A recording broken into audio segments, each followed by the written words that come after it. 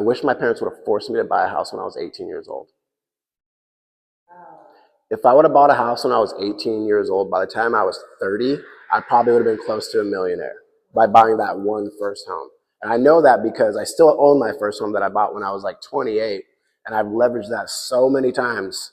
I would have done what I've done now at a younger age and at a faster pace. I'm going to instill that into my kids, and I want them to understand the importance of home ownership. And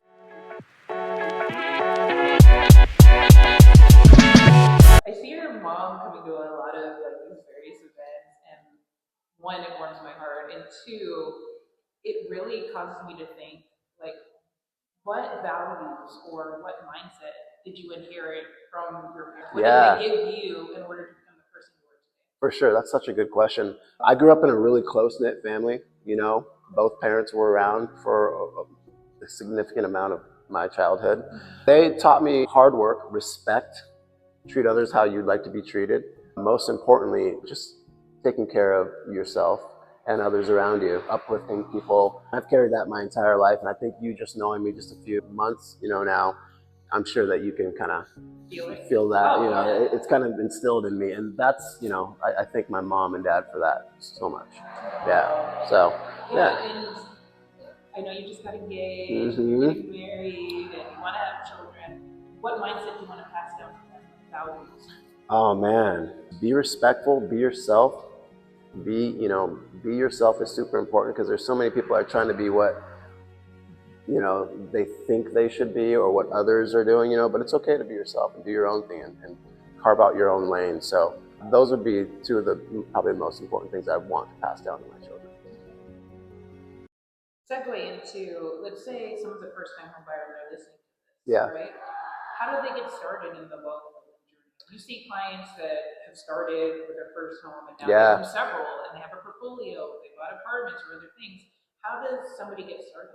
Yeah. First thing first thing first is contact a realtor, preferably. Your realtor will put you in contact with, a lender, to get pre-approved, see what you can afford. But the most important thing is buying that first house. That first house is the foundation for the rest of your life. That first home is going to change your life. It certainly changed mine. I borrowed against my first home like 3 times now. So I'm using that as leverage to buy other homes. So when the equity grows in your first home, look for a duplex or a second home or a move up home. You can't go wrong owning a home. And it's always great to pass down generational wealth and keep that money in the family. It's so important. A lot of us didn't have that, for sure. I did not have, anything to be passed down to me. And my family, they were very hardworking, but my dad made some, financial mistakes, but yeah, get connected with the right people. It's so important. Don't just call anyone, do your research, vet your realtor, and make sure that they know what they're doing. They're going to send you in the right direction. Yeah. When you said your dad made a lot of financial decisions that may have, gone in a way that wasn't ideal, what did you learn from that? All of his setbacks in life, I watched very closely. And when I became of age, I knew what to not do because he already made the mistakes for me.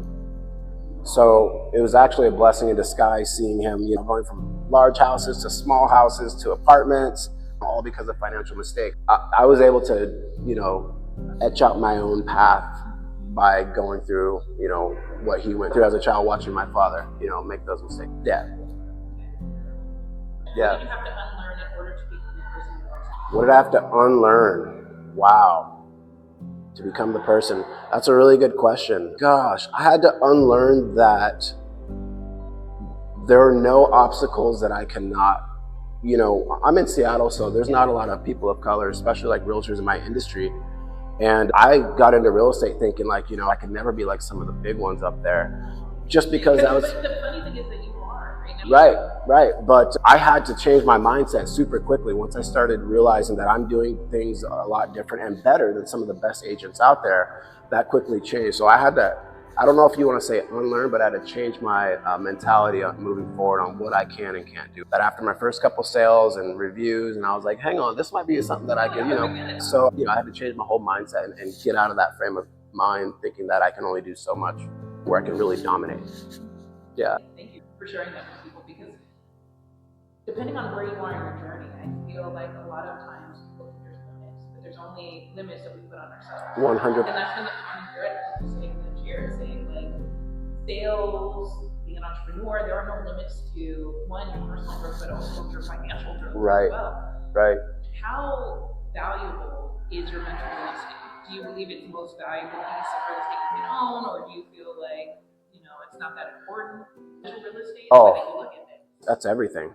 I mean, that's having the right mentality and mindset moving forward every day is super important. I wake up and I have so much gratitude just for life and just breathing air. So the little things, I don't take for granted. So it's so important. I carry it with me, every day.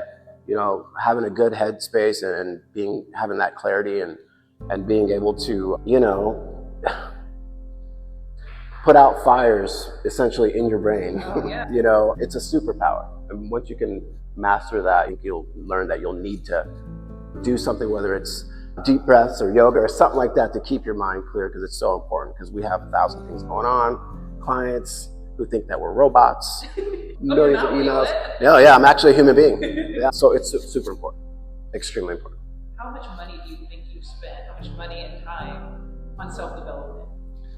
Oh man, I'm not one of those people who I feel like I have to go see Tom Ferry to understand how to talk to my clients or go to those type of seminars to figure out where I'm at. I feel like I have a pretty good grasp on that. But as far as time and money, I don't know. Thousands? Couple $1,000, here and there, but not too much time on it, to be honest. Interesting. Yeah. So it comes from within. Right? Yeah. How do you check yourself? How do you know? Because burnout is something that's very, very prominent in our field, and just other industries where stress is really high. How do you know if you're going in that direction, either to prevent it or you go, this too shall pass, and you're already in it, and you're like, look, I'll make it. What are some of the things? One, how do you recognize it? And two, what do you do to get out of it? I like to travel. I can tell. So when I'm going through it, and I have the time and that presents itself for me to take off, I'm leaving.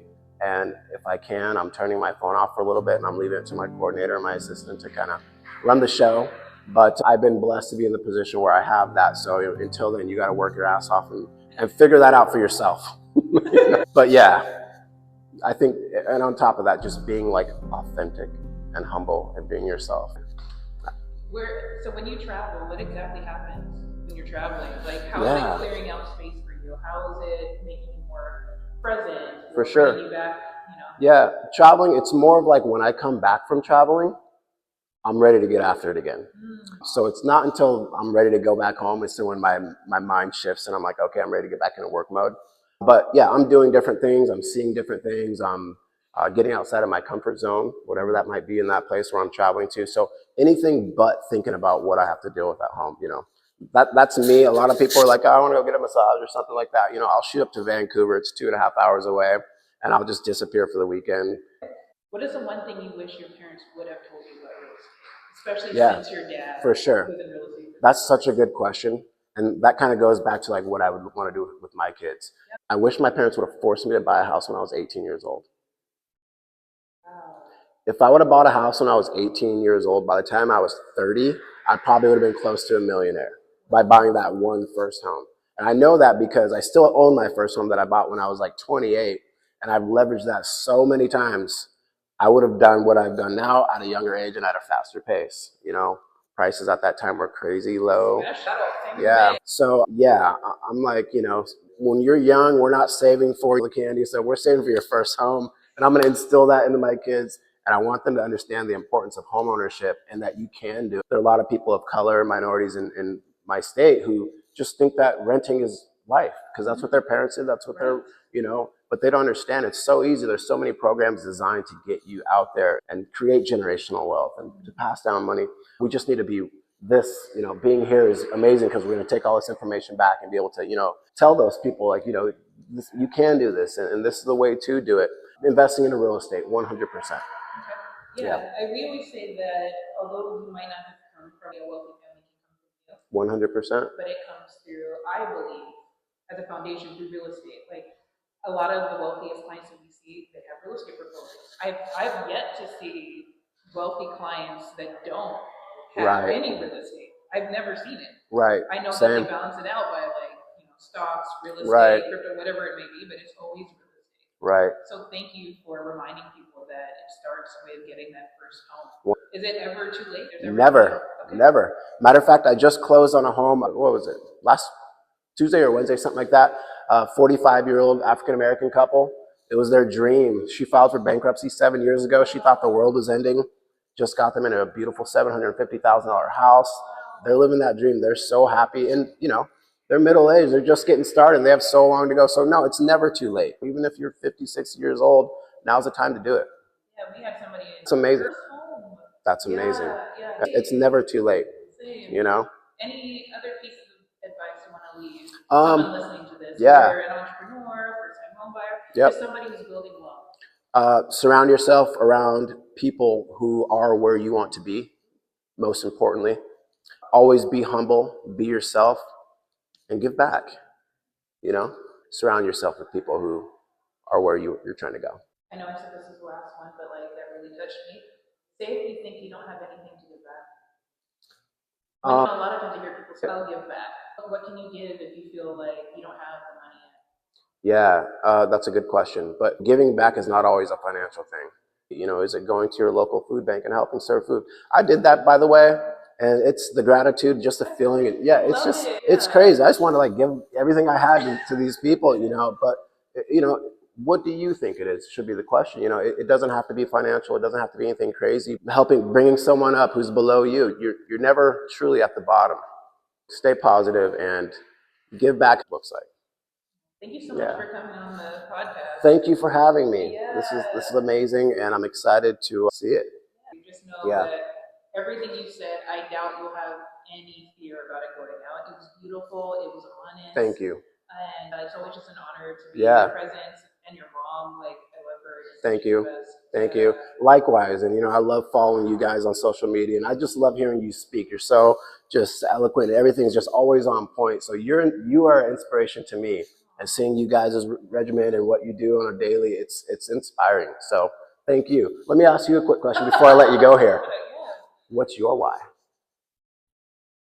Well, thank you for asking the question. Yeah. I believe that everyone is given an assignment from God, and I believe that my assignment from God is to be a vessel to help people build wealth. And I believe generational wealth is built through generational wealth of knowledge. It's the information that's passed down. There's reasons why people can go bankrupt 6 or 7 times and end up getting it all again, is because they have a mindset that you learn, right? You learn from your mistakes, you learn from other people's mistakes, you apply it. And so I feel like this podcast, somebody who's listening to this, they're gonna say like, wow, I came from a similar background, or I came from a similar background as a different person that was on the podcast.